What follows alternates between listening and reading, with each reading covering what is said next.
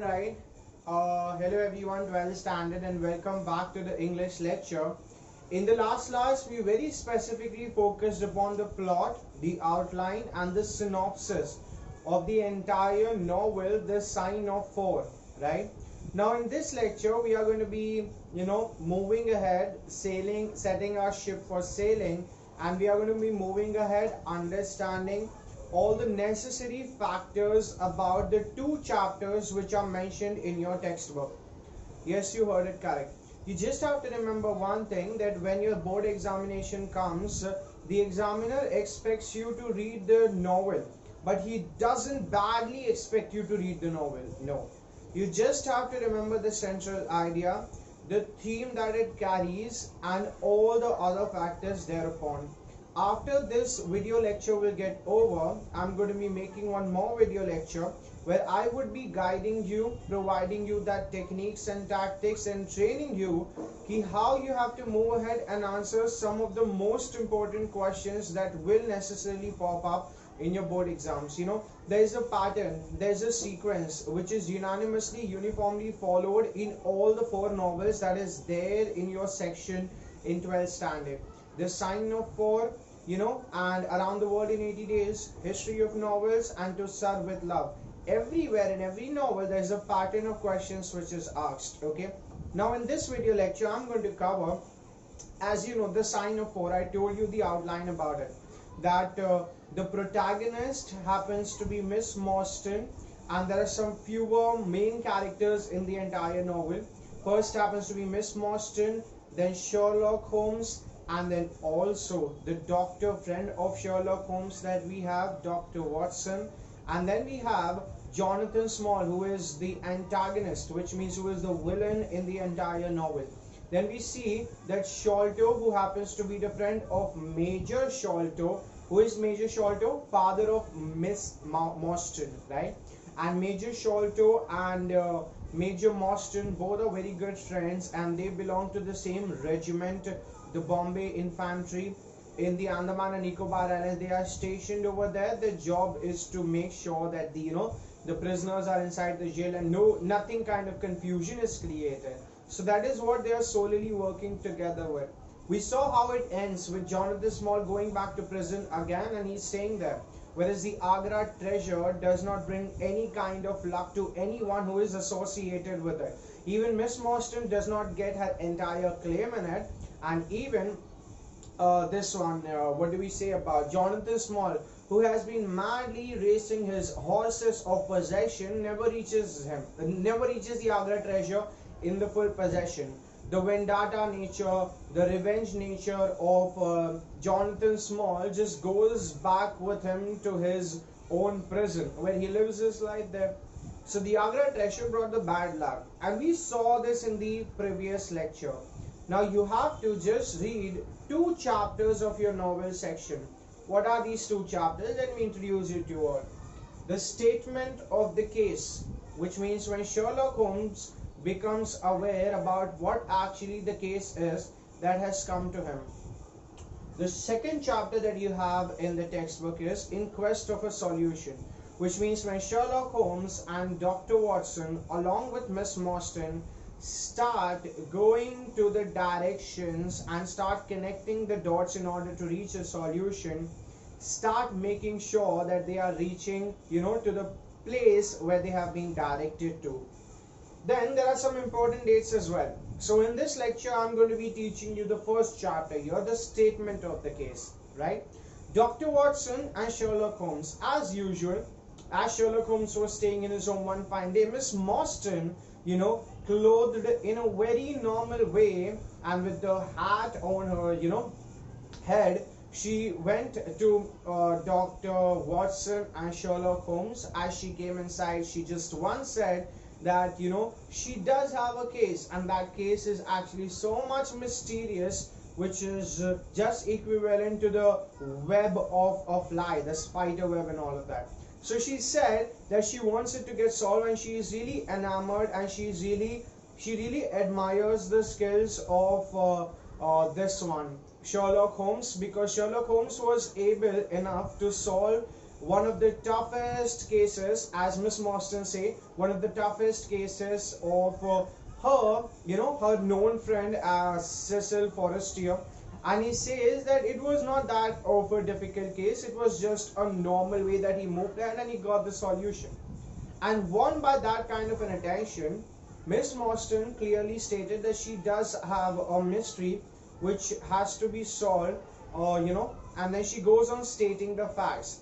She says that 10 years ago, exactly in the year 1878, yes, you heard it correct, 1878, or basically when she was very young, her father had, kept her away of him because her father and Major Sholto both were stationed in the Andaman and Nicobar Islands prison over there, the cellular jail.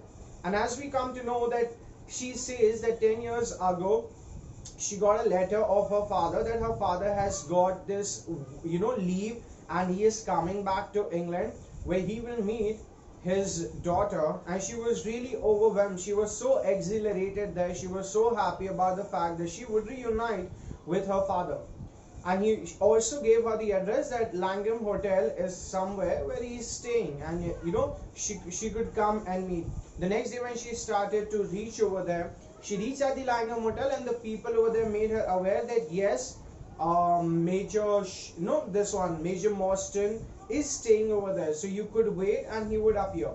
Now, as Miss Morstan was waiting for her father a lot of time, with the confusion in her mind and a lot of queries that were popping up in her mind, she went on asking questions, where is he? And when he did not appear, the manager of the hotel suggested her a normal rational step to go ahead and complain the police about the absconding nature of her father. And that's what she did. The next day, the newspaper of every nook and corner of that city was having the awareness about the missing Major Morstan.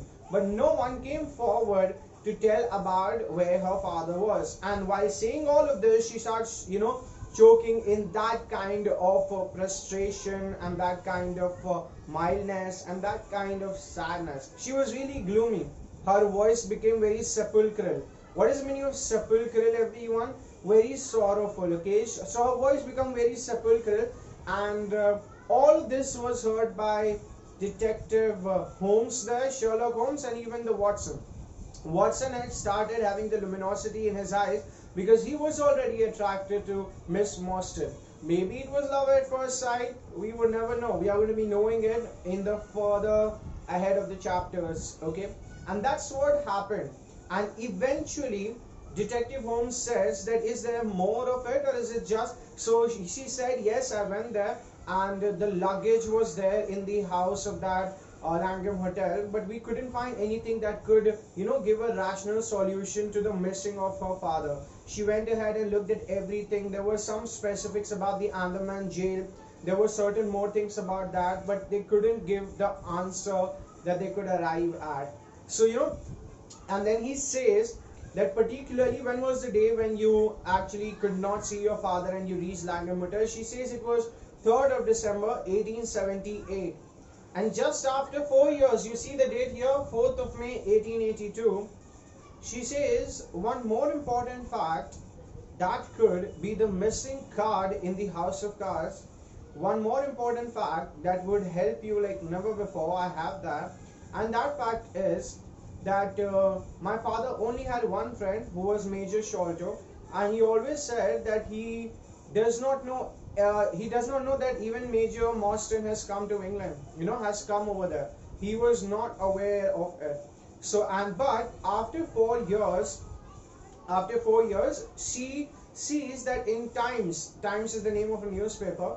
In Times, there was this article which was published which said that the person needed the address of Miss Morstan, and she was a wronged woman. What is the meaning of wronged woman, everyone?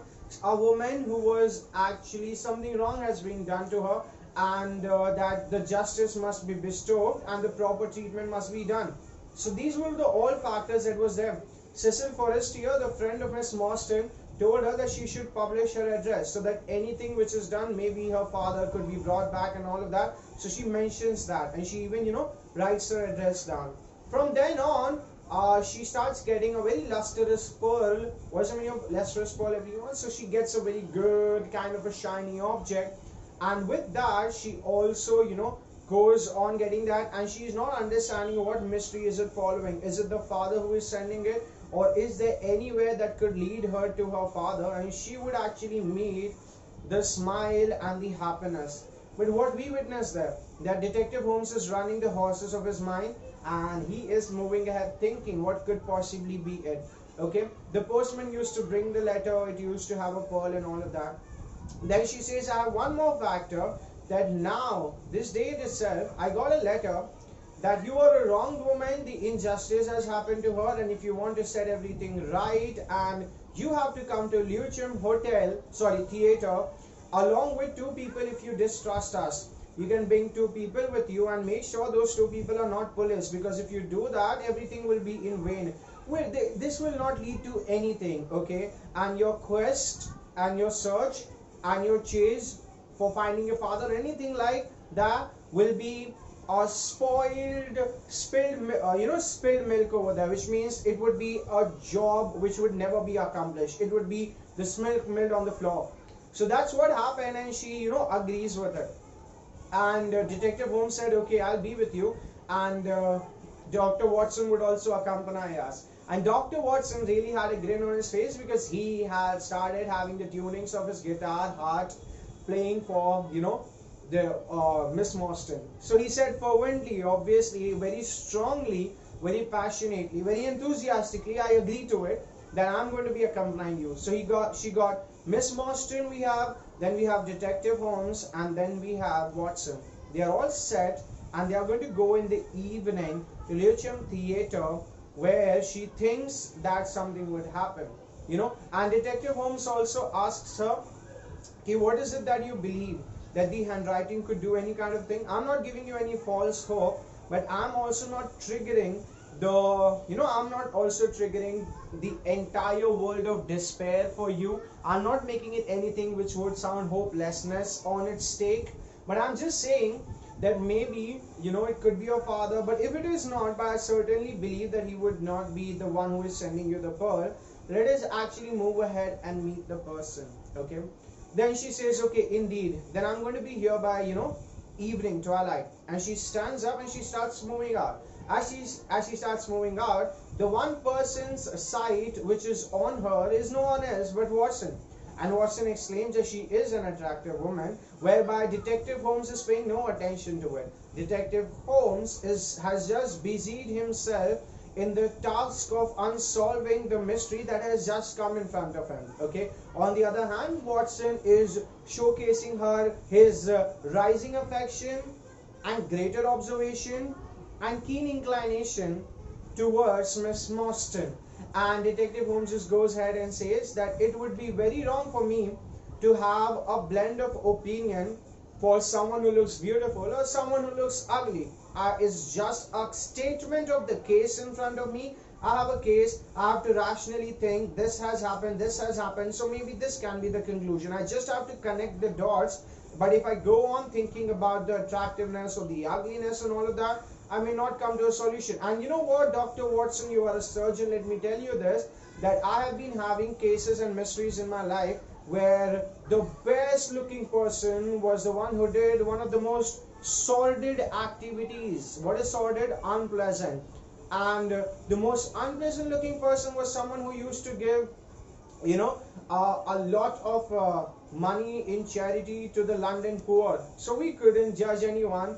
So that's what it is, right? We have often heard about the proverb in English language saying that we couldn't judge a book by its cover. So that's similar as it is. A very attractive looking cover may also have boring story, and a very boring looking cover may have attractive story. So that's what it is. He just goes on, asking himself to penetrate and drown into the facts so that he comes up victorious and triumph with the solution.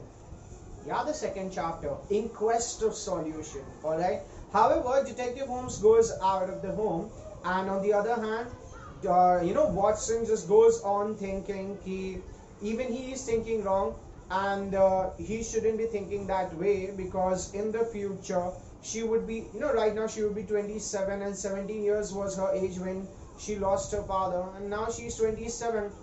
Maybe in the future she, no, he doesn't deserve her and all of that. It just goes on in his mind, and he keeps his entire secret of love revelation in his heart only. All right, and he doesn't do that. On the other hand, when this is all going on, Detective Holmes comes back, and now we start the second chapter here, in quest of solution, which means in search of solution. Which this is all becoming cryptic and slightly puzzling. Let you hold your nerves of your mind a little calm. Make sure that the ice water is given to your veins of mind, which means you are now calm and serene. And let us see how they are proceeding ahead to the destination which is unknown to them, to the outcome which they are oblivious about. Let us see how awareness is coming to them. Okay, so let us move ahead and see the second chapter, in quest of solution. Now, as we move ahead, in quest of solution, what is the meaning of quest, everyone? Search of solution. Detective Holmes comes back, and he states that there is something in this connection over here. Miss Morstan's father, Major Morstan, couldn't live, that's for sure. We got the understanding. But what about one more factor, that this is something related to Major Sholto only.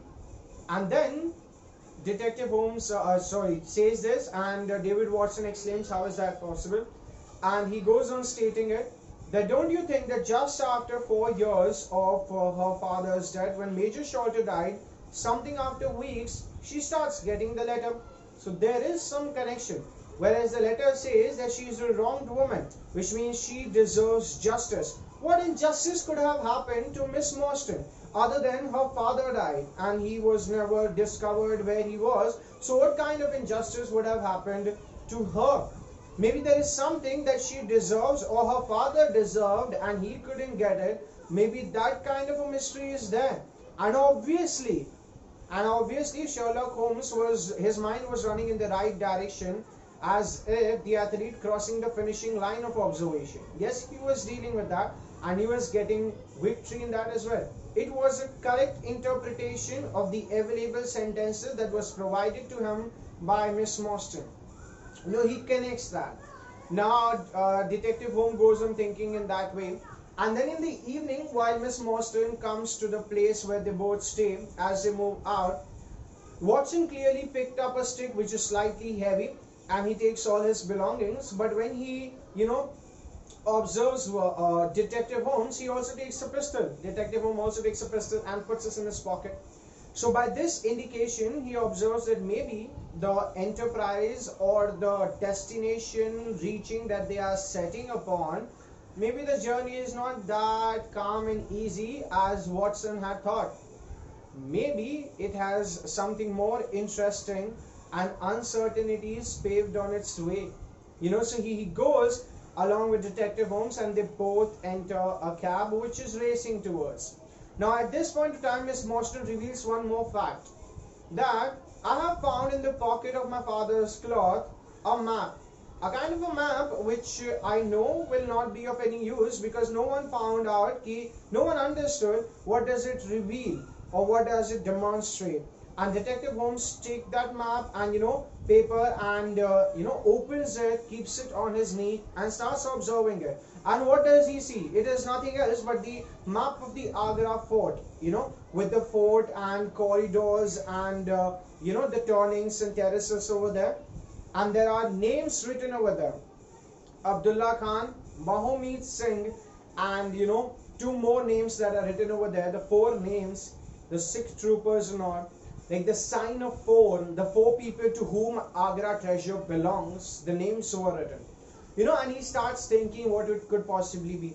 On the other hand, Watson goes on telling to Miss Morstan about his Afghanistan kind of things that he used to do in Afghanistan, what had been his experiences. He's just trying to slightly divert the attention of Miss Morstan and could gain some kind of a ray of hope in this entire havoc-filled situation. What is havoc-filled? Confusion-filled situation. So as this entire thing moves ahead, and Dr. Watson clearly observes that Detective Holmes is brainstorming a lot, is thinking a lot, okay, and is wanting to get a solution. Now, as the vehicle is moving ahead, they go on telling the names. This Detective Holmes goes on telling the names about the places that are going ahead, and then he also tells that this is the working class society, this is the other one, and they all reach a place where the coachman, as they move out, the coachman say, these are the two people, I think they have come with you because the letter said that if you are distrustful of us, you can bring two men. So yeah, I guess these are the two ones. So Miss Morstan exclaims and affirms that yes, these are the two. And then they all start going, then they all sit in a different cab and they are reaching towards the Lyceum Theatre. Now, as they are moving ahead, and then he starts observing all the other houses and the places which are passing by. Then they reach a place where the coachman, knocks it, and the door opens. Where the doorman is no one else, but he is someone who is slightly congruous. What is the meaning of congruous? As if someone who is appearing, and you couldn't have imagined that such a dressing kind of a person would appear in front of you at the threshold of a London society house. Because he was an Indian, okay, and he says the Sahib is waiting for you, and that's what he says, and that clearly says the Sahib is a dialect, that is Hindi dialect, and that he says he is waiting for you, that clearly indicates that there's something more to a mystery, which means there are some chapters which are unexplored, which means there are still certain sections which are not thought of, and they all enter it. There's no one else but Thaddeus Sholto only, who reveals about his father telling that half a treasure also belongs to Miss Morstan. This all I told you, the entire novel, outline of the entire novel, what happens in the end. So there are only these two chapters which are discussed in your textbook, and you just have to read them, understand them, okay? And the entire novel you could read it. But I suggest you to just read these two chapters and the outline and the plot of the novel. That is sufficient to, come up with any kind of answer. Now I'm suggesting you something which is so important that it will clearly create an understanding path for you and will hold your hand and the finger, just like a mom holds the finger of a kid and takes him to the destination. Similarly, these steps are going to take you to the destination of a clear understanding, and you will arrive at the answer quickly, okay? So just stay with me. There are certain nature of questions which are repeatedly asked at the end of your chapter, so let's explore them, okay? For example, if I say this,